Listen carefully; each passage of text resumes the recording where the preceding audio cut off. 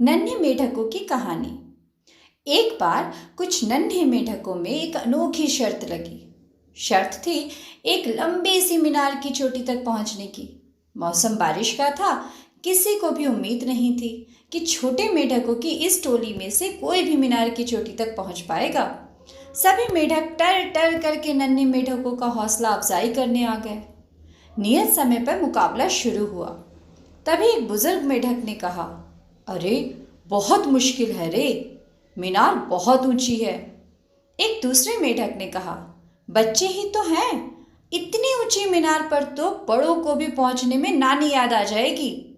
लेकिन नन्हे मेढकों के उत्साह में कोई कमी नहीं थी। उनके लिए तो यह अपने हुनर को दिखाने का एक सुनहरा मौका था।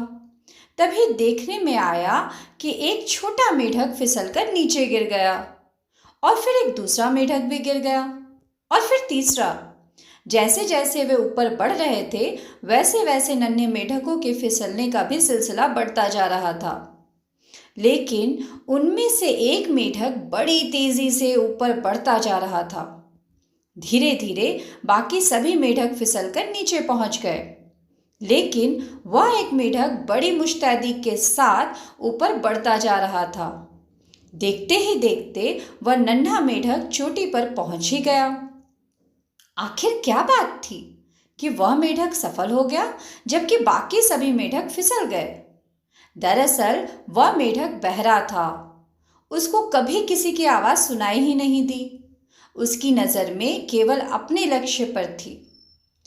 पीछे दर्शक मेढक क्या बोल रहे थे और कैसी कैसी अटकलें लगा रहे थे, इससे उसे कोई मतलब ही नहीं था। अक्सर दूसरों के सुनने के कारण हम अपना आत्मविश्वास खो देते हैं और अपने प्यारे ख्वाबों से हाथ धो बैठते हैं।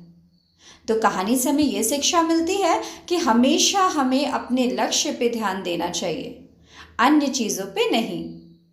धन्यवाद।